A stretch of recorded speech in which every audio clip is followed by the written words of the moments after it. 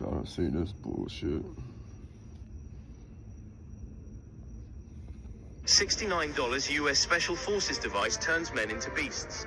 This Marine Corps officer is bringing military technology. Another top story we're following tonight, a disturbing trend of children being sexually exploited online. FBI Jacksonville is receiving reports of children being exploited online every single day. It was just last week we told you about the arrest of this Clay County man accused of running a child sex trafficking ring.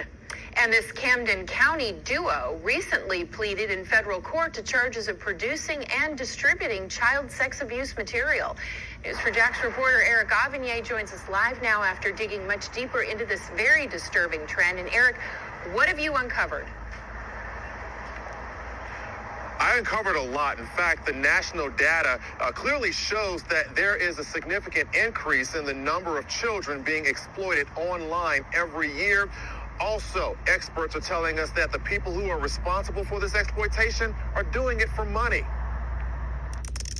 We periodically learn about people being arrested for either possessing, producing, and/or distributing child pornography, especially online. But according to Jacksonville FBI spokesperson Amanda Vidal, daily reports of children appearing in sexually explicit photos and videos are on the rise. A lot of people are coming forward and sharing information that's allowing us to pursue cases, but that rise is a real concern to all of our agents here. Data from the National Center for Missing and Exploited Children paints a picture of the rise of child sexual exploitation tips being called into the cyber tip line. 3 years ago, the tip line received more than 21 million tips about child sexual abuse material. The following year, that number jumped to more than 29 million. Then last year, the number increased to 31.9 million. Once those images start transmitting. Lauren Coffrin is an executive director for the National Center for Missing and Exploited Children. She says there is a driving force behind the increase in child sexual abuse material. Are people making money off of explicit material involving children? Unfortunately, we are seeing a rise in the amount of financially motivated child sexual exploitation.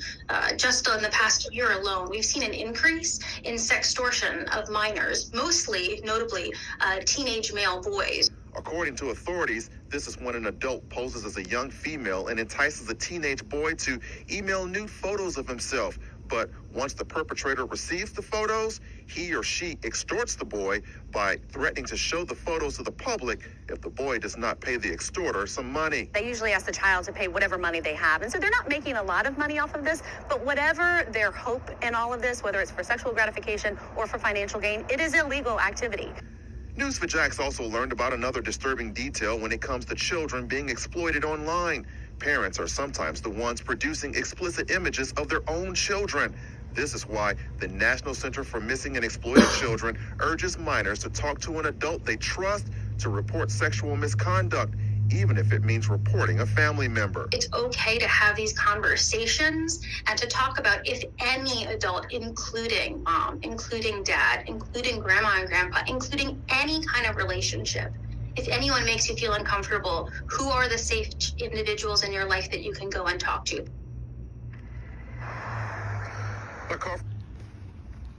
Now, don't get me wrong. Kids being exploited is bad regardless. But you know, the news ain't saying a damn thing about these teachers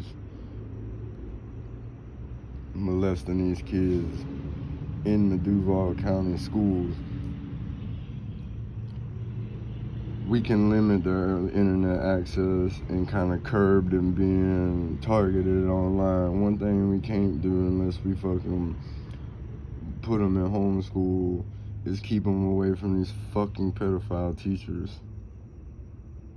And this is all the news want to talk about. They don't want to talk about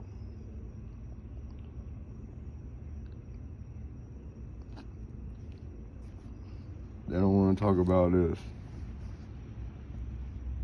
A Wawa smoothie is a deliciously smooth way to start the end of your It's day. been like one Strawberry story cheesecake smoothie for Brian? every couple months. A special meeting After at Duval decades of School's being headquarters covered was up. abruptly canceled today.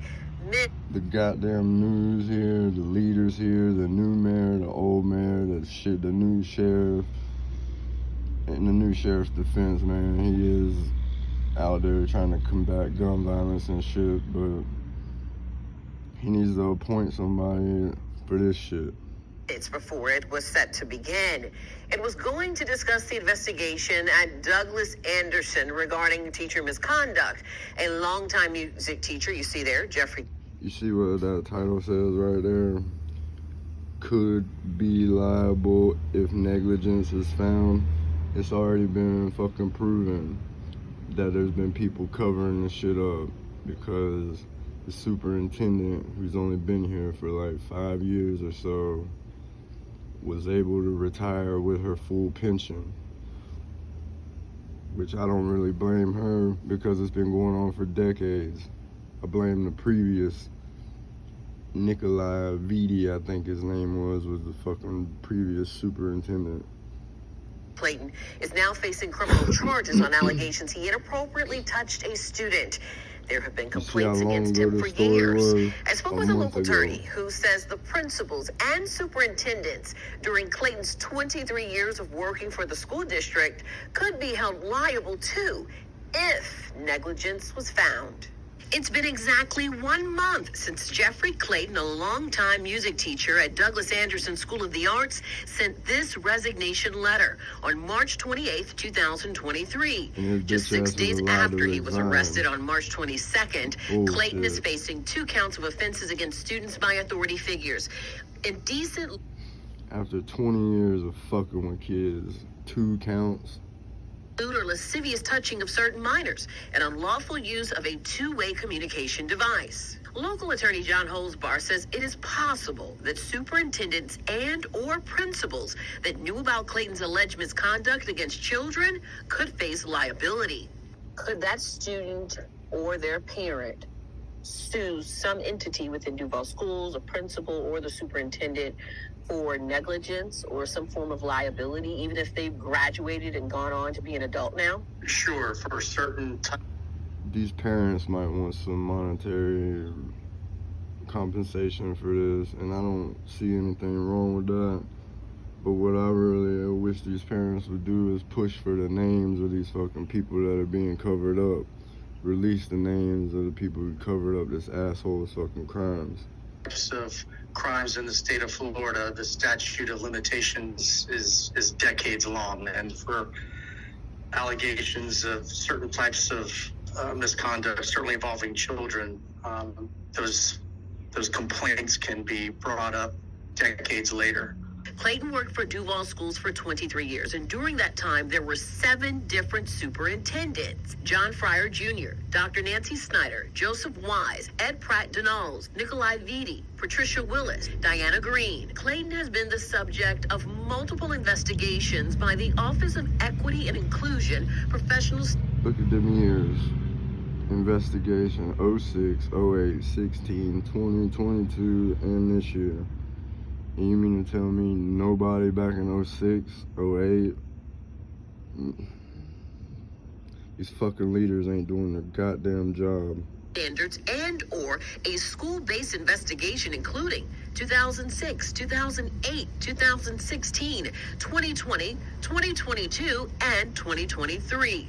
Clayton has been arrested for crimes against 1 student, but now the investigation must determine if there were more victims over the past 23 years.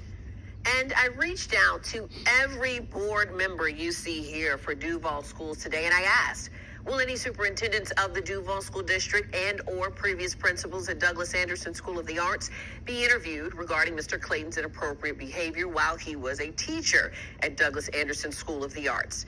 And I also asked, could any of the previous superintendents or principals be reprimanded for their knowledge, if there was any, of Mr. Clayton's behavior? I'm still waiting to hear back. Stop running on the treadmill every... They should all be charged with an accessory. If I went out with my brother and a couple friends and they went and fucking robbed the store and killed the clerk, I'm gonna be charged with the same shit that they're charged with.